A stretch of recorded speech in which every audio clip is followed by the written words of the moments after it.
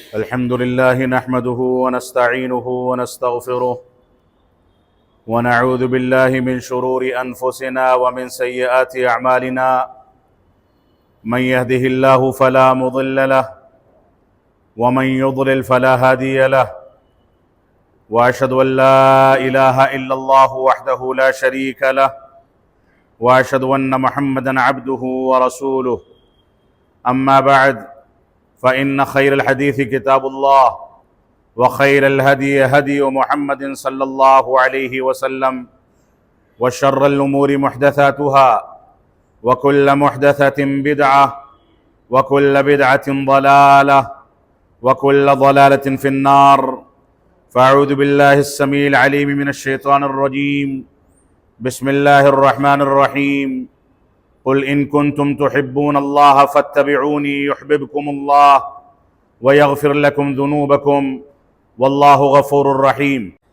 محترم سامعین کرام، بزرگان دین، نوجوانان ملت اسلامیہ اور خواتین اسلام، ربیع الاول کے مہینے کی مناسبت سے گزشتہ ہفتے خطبہ جمعہ میں آپ حضرات کے سامنے رسول اکرم صلی اللہ علیہ وسلم کی محبت، آپ سے الفت، آپ کی اتباع اور اس کے تقاضوں کے بارے میں بہت سرسری سی مختصر گفتگو کی گئی تھی.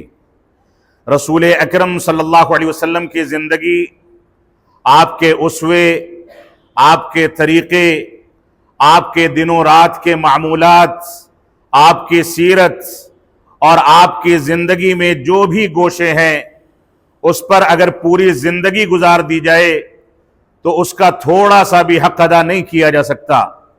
جو آیت کریمہ گزشتہ خطبہ جمعہ میں آپ کے سامنے تلاوت کی گئی تھی، اسی کا اس خطبہ جمعہ میں اعادہ کیا گیا ہے، جس میں اللہ رب العالمین نے ارشاد فرمایا: قل ان کنتم تحبون اللہ فاتبعونی یحببکم اللہ وَيَغْفِرْ لَكُمْ ذُنُوبَكُمْ وَاللَّهُ غَفُورٌ الرحیم. اے اللہ کے نبی صلی اللہ علیہ وسلم، آپ کہہ دیجئے کہ اگر تم لوگ اللہ رب العالمین سے محبت رکھتے ہو، اللہ رب العالمین کے مقرب بننا چاہتے ہو، اللہ رب العالمین تمہاری نظر میں، اللہ رب العالمین کی نظر میں تم کو محبوب بننا ہے، اللہ رب العالمین سے قربت اختیار کرنی ہے، تو اس کا ایک ہی نسخہ ہے: فاتبعونی، میرے طریقے کو اپنا لو، میری اتباع کرو، میرے طریقے کے مطابق چلو. رسول اکرم صلی اللہ علیہ وسلم کا طریقہ ہمارے ماں باپ، ہمارا خاندان، ہمارا سارا کا سارا سرمایہ، ہماری ساری تگ و دو، ساری محنت و جستجو رسول اکرم صلی اللہ علیہ وسلم کی پیروی اور اتباع پر قربان جائے. اللہ کے نبی صلی اللہ علیہ وسلم نے اپنی زندگی میں، رسالت کے پیغام میں، احکامات میں، اپنی زندگی کے اسوے اور نمونے میں کوئی بھی ایسی کسر نہیں چھوڑی جس کے نتیجے میں امت اسلامیہ کو اس کی راہ ہدایت نہ دکھائی ہو. آپ نے یہاں تک فرمایا کہ میری اور تمہاری مثال رات کی تاریکی میں جلنے والے اس چراغ کے طریقے سے ہے جس پر پتنگے گر گر کر کے ہلاک ہوتے ہیں، اور میں تم کو پکڑ کر کے اس رنگینی سے، اس دنیاوی چمک دمک سے تمہاری کمر کو پکڑ پکڑ کر کے کھینچتا ہوں اور اس سے دور کرنے کی کوشش کرتا ہوں، لیکن تم اپنے آپ کو اسی میں تباہ کرنا چاہتے ہو. رسول اکرم صلی اللہ علیہ وسلم پر ہم سب فدا جائیں. اللہ کے نبی صلی اللہ علیہ وسلم چلتے تھے، دعائیں فرماتے تھے، اٹھتے بیٹھتے تھے، کسی سے معاملات کرتے تھے، کوئی گفتگو کرتے تھے، یہاں تک کہ استنجا اور قضاء حاجت کرتے تھے. اس میں بھی امت اسلامیہ کے لیے خیر کا ایسا پہلو تھا کہ دنیا کی کوئی طاقت خیر کے اس پہلو کا تھوڑا بہت حصہ بھی پیش کرنے سے قاصر ہے. یہ ہمارے نبی آخر الزماں تھے جنہوں نے ہم کو استنجا اور قضاء حاجت کا وہ طریقہ بھی بتایا جس طریقے پر انسان اگر ان چیزوں کو انجام دے تو صحت و تندرستی اس کا ساتھ دے گی، وہ قوت و توانائی کے ساتھ ساری کی ساری چیزوں کو انجام دے پائے گا۔ اور یہی وجہ ہے کہ عمر بن خطاب رضی اللہ تعالیٰ عنہ کے سامنے جب دشمنان اسلام نے، اہل کتاب نے یہ اعتراض کر دیا کہ تمہارا نبی کیسا ہے کہ تم کو استنجا اور قضاء حاجت کا آداب اور اس کا طریقہ بھی بتاتا ہے، تو انہوں نے فرمایا کہ ہاں، ہمارا نبی ہمارے لیے اتنا رحیم و کریم ہے، رحمت للعالمین ہے، ہمارے لیے اتنا شفیق و مہربان ہے کہ ایک ماں جیسے اپنے بچے کو انگلی پکڑ کر کے چلنا سکھاتی ہے، پانی پینا سکھاتی ہے، کھانا کھانے کے آداب بتاتی ہے، اس کو بتاتی ہے کہ کہاں جانا ہے، کیسے معاملات کرنے ہیں، کس انداز سے سلوک کرنا ہے، ویسے ہی ہمارا نبی ہم کو ساری کی ساری باتیں سکھاتا ہے۔ یہ ہمارا نبی اتنا شفیق و مہربان ہے کہ دنیا کی ابتدا سے لے کر کے قیامت کے قیام تک کوئی ایسی شخصیت نہ پیدا ہوئی تھی، نہ ہو سکتی ہے جو اپنے امتیوں کے لیے رات کے پہر میں بیدار ہو کر کے آنسو بہایا کرتا ہو، جو نبی اپنی امت کی ہدایت کے لیے دن و رات رب کائنات سے تکرار کیا کرتا ہو کہ ان کو جنت کی بشارتیں دے دی جائیں، ان کو آسان نسخے بتا دیے جائیں کہ اس پر عمل پیرا ہو کر کے یہ جنت کے مستحق قرار پائیں۔ اتنا رحیم و کریم جس کو رب کائنات نے یہ فرما کر کے جس کے بارے میں واضح کر دیا کہ وَمَا أَرْسَلْنَاكَ إِلَّا رَحْمَةً لِّلْعَالَمِينَ، اے اللہ کے نبی صلی اللہ علیہ وسلم، ہم نے آپ کو تمام جہانوں کے لیے رحمت بنا کر کے بھیجا ہے۔ یہ دنیا جانوروں کی دنیا ہو، ہمارا نبی ان جانوروں کے لیے رحیم ہے، رحمت بنا کر کے بھیجا گیا ہے۔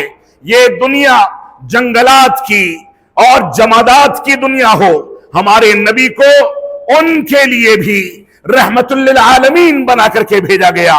ہمارے نبی کو کافروں کے لیے، مشرکوں کے لیے، اسلام دشمنوں کے لیے، یہاں تک کہ ہمارے نبی کے خون کے پیاسوں کے لیے بھی رحمت للعالمین بنا کر کے بھیجا گیا۔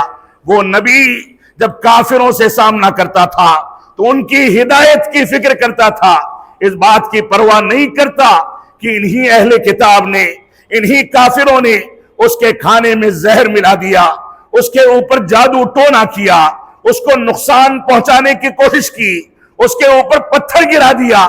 یہ نبی کیونکہ رحمت للعالمین تھا، لہذا اس نبی نے دنیا کو رحمت کا پیغام دے کر کے یہ ثابت کر دیا کہ یہ نبی رحمت بنا کر کے بھیجا گیا، دشمنوں کے لیے بھی، دوستوں کے لیے بھی، گھر والوں کے لیے بھی، جانوروں کے لیے بھی، گھاس پھوس کے لیے بھی، سمندروں کی تہوں میں زندگی گزارنے والی مچھلیوں اور کیڑے مکوڑوں کے لیے بھی، جنگلات میں زندگی گزارنے والے درندوں کے لیے بھی، سب کے لیے اس نبی نے ہم سے پوری صراحت کے ساتھ احکامات بیان کر کے ساری کی ساری چیزوں کے مسائل کو واضح کیا۔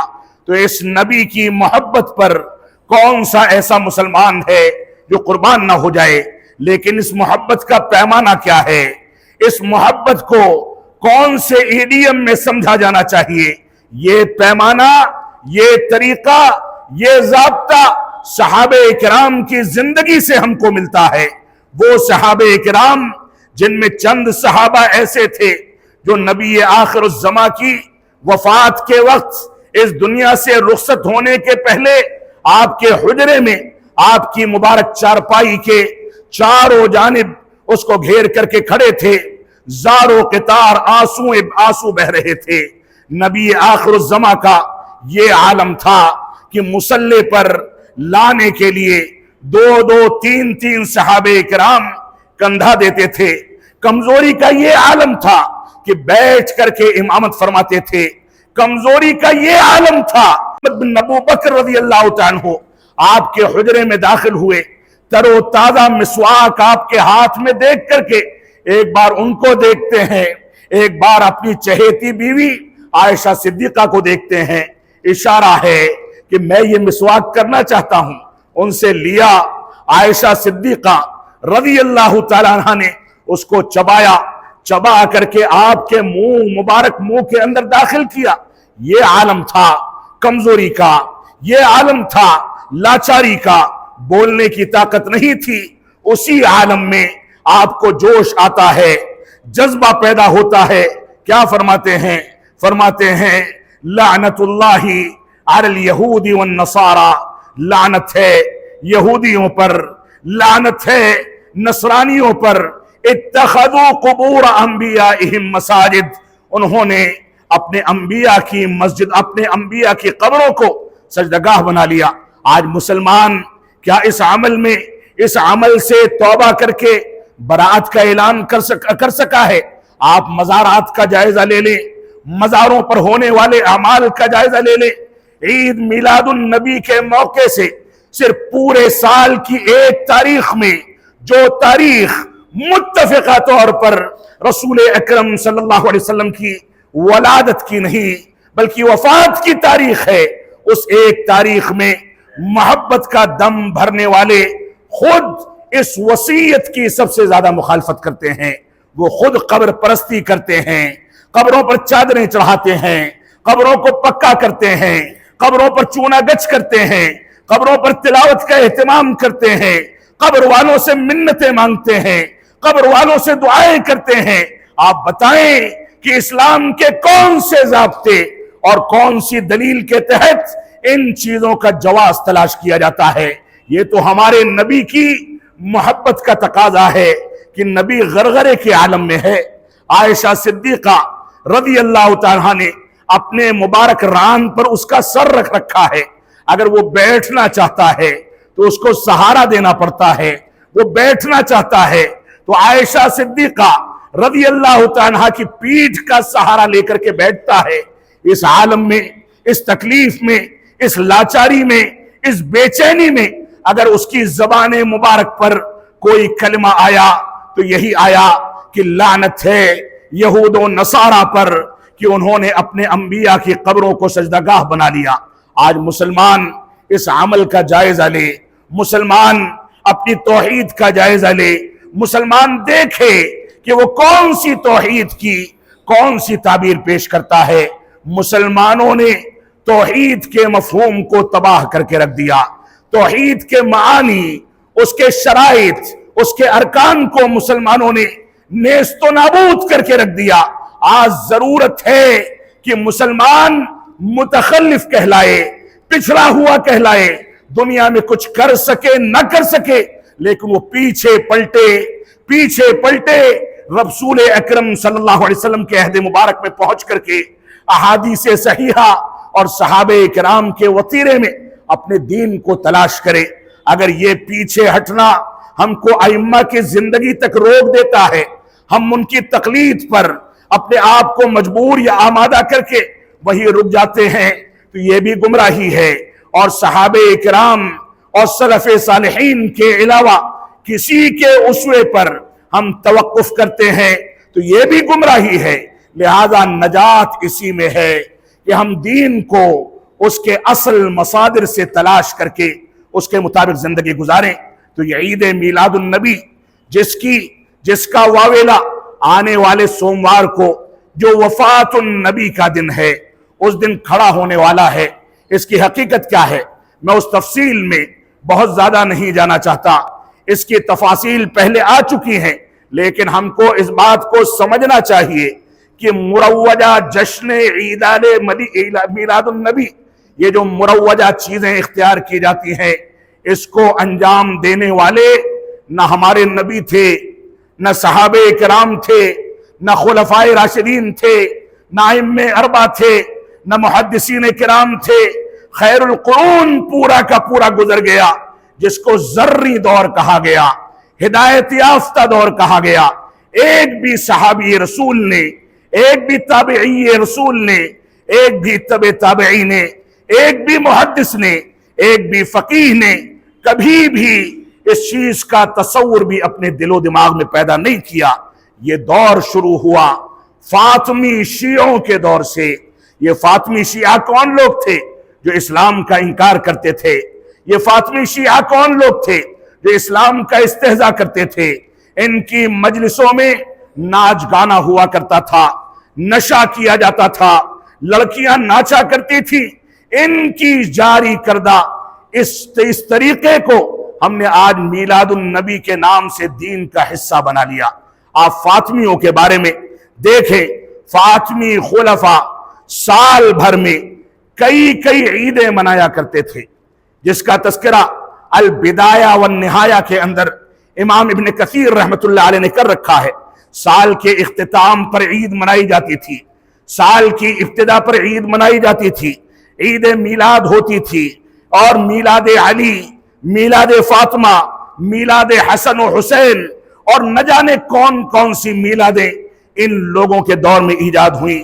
اس کے بعد اربل کا بادشاہ آیا، اور اربل کے بادشاہ نے جس کا نام ملک مظفر تھا، 630 ہجری میں، یعنی رسول اکرم صلی اللہ علیہ وسلم کی ہجرت کے بعد پورا خیر القرون گزر گیا، محدثین کا دور گزر گیا، اسلاف امت کا دور گزر گیا، صحابہ و تابعین گزر گئے، تبع تابعین گزر گئے، محدثین اور فقہا گزر گئے، مفتیان کرام گزر گئے۔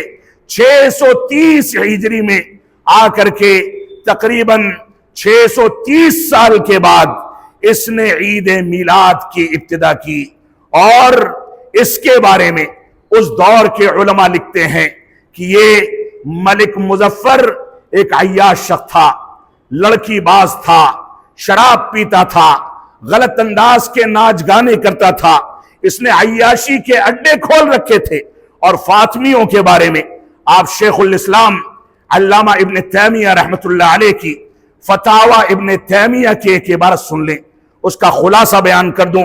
کہتے ہیں کہ فاطمیوں کا نسب جو ہے یہ جھوٹا ہے، انہوں نے اپنی نسبت فاطمہ رضی اللہ عنہا کی جانب غلط طریقے سے کر رکھی ہے، اور یہ بات معروف ہے کہ جمہور امت اسلامیہ کے جمہور لوگ فاطمیوں کے نسب کو غلط مانتے تھے، اور کہتے تھے کہ یہ مجوسیوں اور ایسے ہی یہودیوں کی اولاد ہیں۔ مجوسیوں یعنی آگ کی پرستش کرنے والے، اور یہودیوں کی اولاد ہیں۔ اور یہ بات بالکل مشہور و معروف ہے کہ امت اسلامیہ میں سے علماء احناف نے، یہ بھی شیخ الاسلام ابن تیمیہ رحمت اللہ علیہ کا فتویٰ ہے، کہ علماء احناف ہوں، علماء مالکیہ ہوں، علماء شافعیہ ہوں، علماء حنابلہ ہوں، ان سب کے سب علماء کرام کا، سارے کے سارے فقہا کا، چاروں مکاتب فکر کا، اور اس کے پہلے اہل الحدیث یعنی صحابہ کرام کا، یہاں تک کہ اہل کلام کے تمام بڑے علماء کا اس بات پر اجماع اور اتفاق ہے، یعنی بدعتیوں کا بھی اس بات پر اجماع و اتفاق ہے، اور نسب کے ماہرین کا بھی اس بات پر اجماع اور اتفاق ہے کہ فاطمیوں کا نسب جھوٹا تھا، اور فاطمی کفریہ کام کرتے تھے، اسلام اور اسلامی تعلیمات کو برا بھلا کہتے تھے۔ اور آپ دیکھیں اس سلسلے میں بعض علماء نے یہ بھی کہا ہے کہ اہل سنت والجماعت کے علماء فاطمیوں سے متعلق اس بات پر متفق ہیں کہ ان کے تمام سربراہان، تمام قائدین کافر ہیں، فاجر ہیں، فاسق ہیں، ملحد ہیں، زندیق ہیں، اور ایسے ہی فرقے معطلہ کے حامی ہیں، یعنی رب کائنات کی صفات کا انکار کرنے والوں کے نقش قدم پر چلنے والے ہیں۔ اور ایسے ہی ان لوگوں نے اسلام کا انکار کیا، ان لوگوں نے مجوسیت اور بت پرستی کے طریقے پر زندگی گزاری۔ یہ عبارت البدایہ والنہایہ کے اندر موجود ہے۔ لہذا ہماری یہ ذمہ داری ہے کہ ہم ان حقائق کو سمجھیں جن حقائق کی بنیاد پر یہ دین اسلام آگے بڑھتا ہے۔ ہماری یہ ذمہ داری ہے کہ ہم دین اسلام کو اس کے حقیقی مصادر و مراجع سے سمجھ کر کے رسول اکرم صلی اللہ علیہ وسلم کی محبت کا حق ادا کریں۔ محبت کا حق یہ نہیں ہے کہ آپ نے غرغرے کے عالم میں عائشہ صدیقہ رضی اللہ عنہا کی روایت جو صحیح بخاری کے اندر موجود ہے، جس کا تذکرہ ابتدا میں کیا گیا، اس میں فرماتی ہیں کہ ہمارے پیارے حبیب جناب محمد الرسول اللہ صلی اللہ علیہ وسلم بستر مرگ پر تھے اور غرغرے کا عالم تھا، نفسی نفسی کا عالم تھا، آپ کی مبارک چادر آپ کے چہرے پر تھی، بے چینی کا یہ عالم تھا کہ ایک بار چادر اپنے چہرے پر ڈالتے تھے، ایک بار ہٹاتے تھے، ایک بار ڈالتے تھے، ایک بار ہٹاتے تھے، اور اسی بے چینی کی کیفیت میں آپ نے فرمایا لعنت اللہ علی الیہود والنصارى اتخذوا قبور انبیائہم مساجد۔ اگر نبی آخر الزماں سے ہم محبت میں یا محبت کے دعوے میں سچے ہیں تو ہماری مسجدیں کیوں ویران پڑی ہیں؟ ہم نے خواتین کے ساتھ بدسلوکی کا رویہ کیوں اختیار کر رکھا ہے؟ آپ حجۃ الوداع کے موقع سے دیکھیں، اللہ کے نبی صلی اللہ علیہ وسلم نے بار بار وصیت فرمائی کہ سنو، میں جاہلی دور کے سارے رسم و رواج کو اپنے پیر کے نیچے رونتا ہوں، میں سود کو لوگوں کا معاف کر کے اپنے پیر کے نیچے رونتا ہوں۔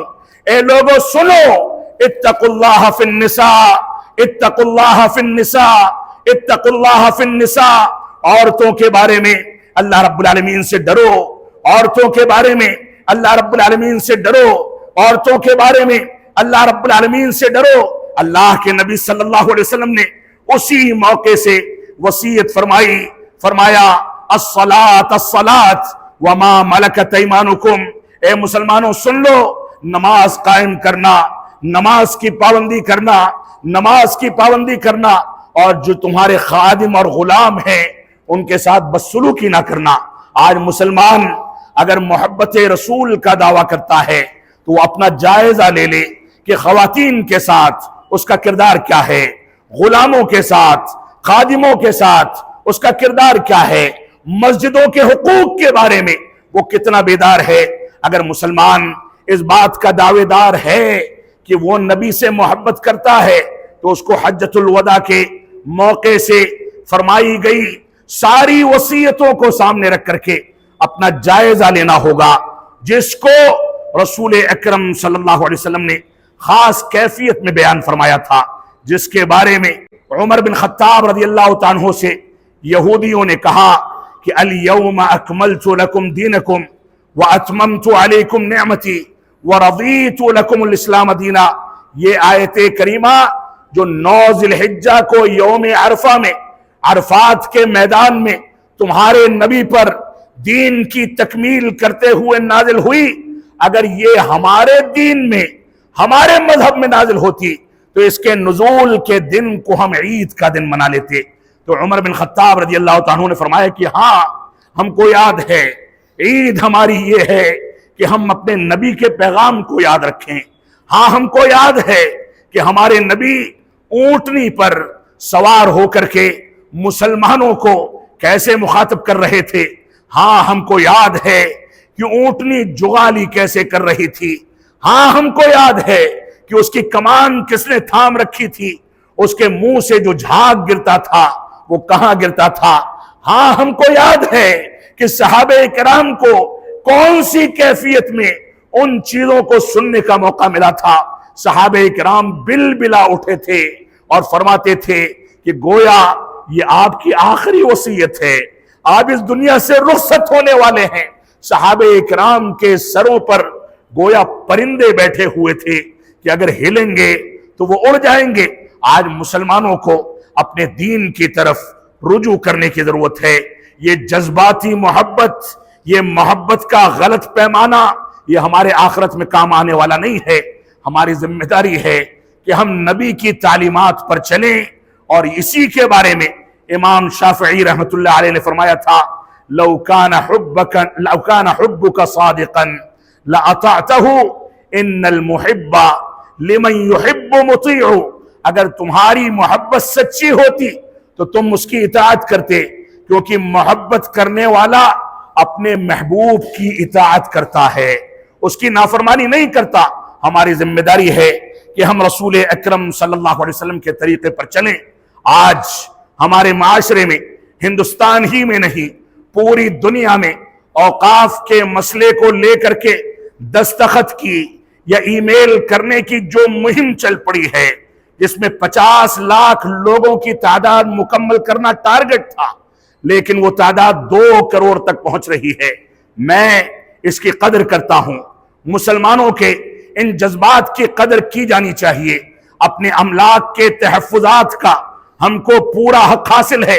حکومتوں کی نیتیں اس سلسلے میں خراب ہیں، اور ہم ان کو یہ بات اس ممبر سے کہنا چاہتے ہیں کہ ان مظلوموں کو مزید ظلم کا شکار نہ بنایا جائے، ورنہ ان کی آہیں جو نکلیں گی وہ آسمان سے چھو جائیں گی۔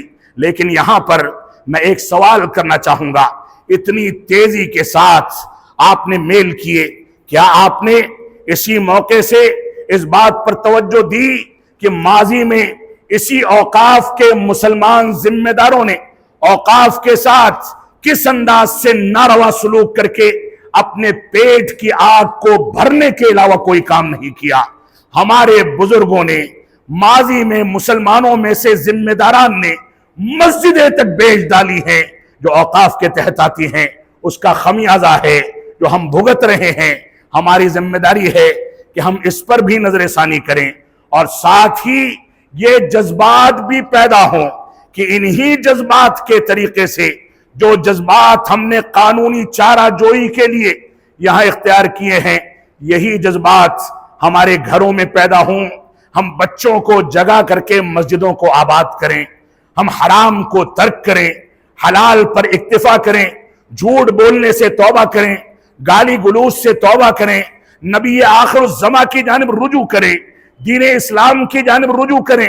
یہ ہماری ذمہ داری ہے کہ ہم قرآن و سنت کے مطابق منہج سلف کی روشنی میں اپنی زندگی کو ڈھالیں، اور زندگی کا ایک ایک لمحہ ہمارے لیے قیمتی ہے۔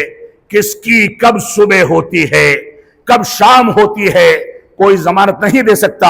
اور رب کائنات نے اسی وجہ سے فرمایا، یا ایھا الذین آمنوا ادخلوا فی السلم کافہ، اے مسلمانوں اسلام میں مکمل طریقے سے داخل ہو جاؤ، اور شیطان کے ہتھ کنڈوں کی پیروی نہ کرو۔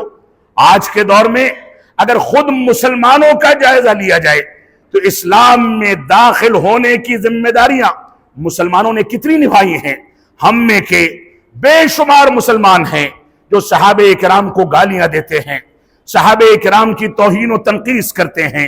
ہم میں کے کتنے ایسے مسلمان ہیں جو حدیث رسول اگر ان کے امام کے مطابق آ جائے تو اس کو قبول کرتے ہیں، ورنہ اس کو کنارے لگا دیتے ہیں، اس کا انکار کر دیتے ہیں۔ کتنے ایسے مسلمان ہیں جو عقلانیت کے فتنے کا شکار ہو کر کے عقل پر دین کو تولنے کے لیے اپنے آپ کو آمادہ کرتے ہیں، لیکن قرآن و سنت کی جانب رجوع نہیں کرتے۔ یہ دین وہی دین ہے جو صحابہ کرام نے پیش کیا تھا۔